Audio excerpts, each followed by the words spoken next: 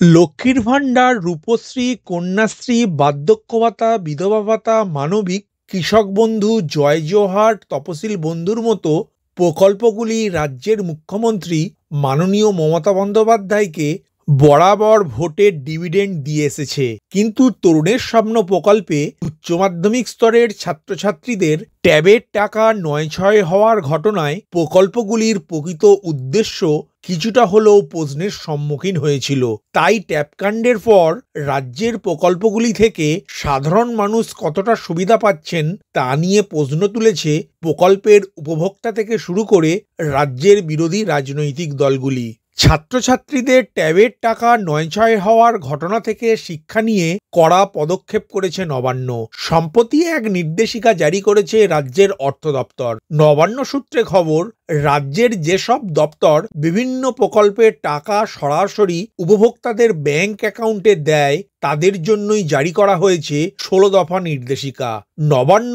কড়া নির্দেশিকায় নিজের যাবতীয় প্রকল্পকে সুসংহত করে এক সূত্রে বাঁধতে চাইছেন। আজকের আপডেটে রাজ্যের চালু থাকা রাজ্য সরকারের বিভিন্ন দপ্তরের বিভিন্ন প্রকল্পের উপভোক্তাদের টাকা ছাড়ার আগে যে 16টি নির্দেশিকা প্রতিটি বিভাগকে পাঠিয়েছে তা নিয়েই বিস্তারিত আলোচনা করলাম। নমস্কার বন্ধু, আপনি দেখছেন আপনার প্রিয় চ্যানেল কুন্ডু টেলিকম, সাথে আমি অনিমেষ। আপনার কাছে ছোট্ট অনুরোধ, আপনি এই চ্যানেলে নতুন হলে সাবস্ক্রাইব করবেন চ্যানেলটিকে এবং অল নোটিফিকেশন বাটন অন করে রাখবেন এই পরিবারের নতুন নতুন আজকের আপডেট সবার আগে জানতে। ভিডিওটি আপনার কোনো উপকারে এলে অবশ্যই লাইক করবেন। চলুন শুরু করা যাক আজকের আপডেটটি। রাজ্যের বিভিন্ন প্রকল্পের আর্থিক সুবিধা রাজ্য সরকার উপভোক্তাদের ব্যাংক অ্যাকাউন্টে ডিবিটি অর্থাৎ ডাইরেক্ট বেনিফিট ট্রান্সফারের মাধ্যমে সরাসরি পৌঁছে দেয়। ওই ডিবিটি পদ্ধতি নিয়ে রাজ্যের অর্থ দপ্তর প্রতিটি প্রকল্পের সাথে যুক্ত সংশ্লিষ্ট বিভাগকে যে এসওপি অর্থাৎ স্ট্যান্ডার্ড অপারেটিং প্রসিডিওর পাঠিয়েছে সেটি এখন অন স্ক্রিন দেখতে পাচ্ছেন। নতুন এই নির্দেশিকায় বলা হয়েছে, 1. উপভোক্তার ব্যাংক অ্যাকাউন্টে টাকা পাঠানোর আগে দুবার করে ব্যাংকের অ্যাকাউন্ট নাম্বার সহ যাবতীয় তথ্য ভালোভাবে যাচাই করে নিতে হবে। 2.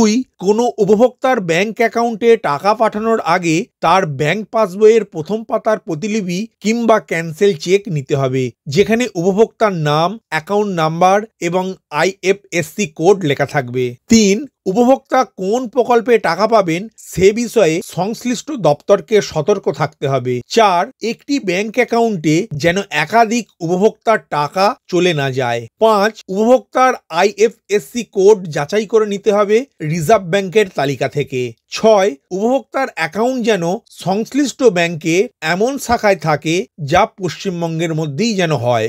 7. গ্রুপ এ র্যাঙ্ক অফিসারের নিচে কোনো আধিকারিক যেন উপভোক্তার ব্যাংক অ্যাকাউন্টের অনুমোদন না দেন। 8. কোনো লেনদেন ব্যর্থ হলে সেক্ষেত্রে সংশোধন নিয়ন্ত্রিত হবে। ওই লেনদেন অটো ক্যান্সেল হওয়ার পর নতুন করে পাঠাতে হবে যদি তা একই অর্থবর্ষের মধ্যে হয়। 9. সব উপভোক্তার তথ্য রিজার্ভ ব্যাংকের অধীনস্থ NPCIL এ যাচাই করা থাকবে। 10. যাচাই করা ব্যাংক অ্যাকাউন্ট এবং আইএফএসসি কোড উপভোক্তার নামের সঙ্গে মিলে গেলে তবেই যেন টাকা ছাড়া হয়।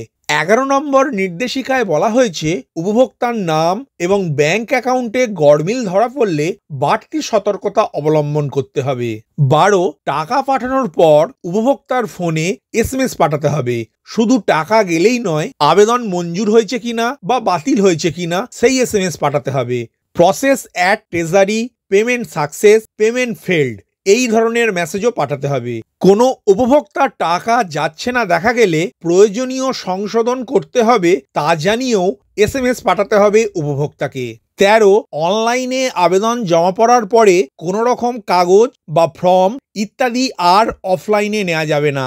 14. অফলাইনে কোনো আবেদন জমা পড়লে উপভোক্তার যাবতীয় তথ্য এমনভাবে তুলতে হবে যাতে সহজেই সংশ্লিষ্ট উপভোক্তার তথ্য যাচাই করা যায়। 15. টাকা পাঠানোর পোর্টাল এবং বিভাগীয় পোর্টালের মধ্যে সমন্বয় থাকতে হবে। ফাইল ট্রান্সফারের অ্যাপ্লিকেশন সবসময় সর্বশেষ ভার্সানে থাকতে হবে। 16.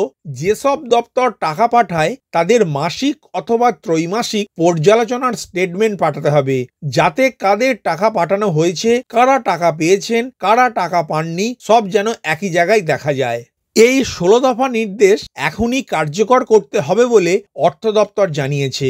তবে রাজনৈতিক মহলের ধারণা 2025 সালে রাজ্যে কোনো ভোটের নির্ঘণ্ট না থাকলেও সারা বছর উপভোক্তাদের নিরবিচ্ছিন্নভাবে পরিষেবা দিয়েই রাজ্যের মাননীয় মুখ্যমন্ত্রী 2016 সালের বিধানসভা নির্বাচনের কথা মাথায় রেখেই অর্থ দপ্তরকে এমন করা নির্দেশিকা জারি করার নির্দেশ দিয়েছেন। তবে আমাদের মতো সাধারণ জনগণ এই উদ্যোগে খুশিই হবে, কারণ সব প্রকল্পের উপভোক্তারাই চায় কোনো রকম ঝামেলা ছাড়াই প্রকল্পের প্রদেয় টাকা নিজ নিজ ব্যাংক অ্যাকাউন্টে প্রবেশ করুক।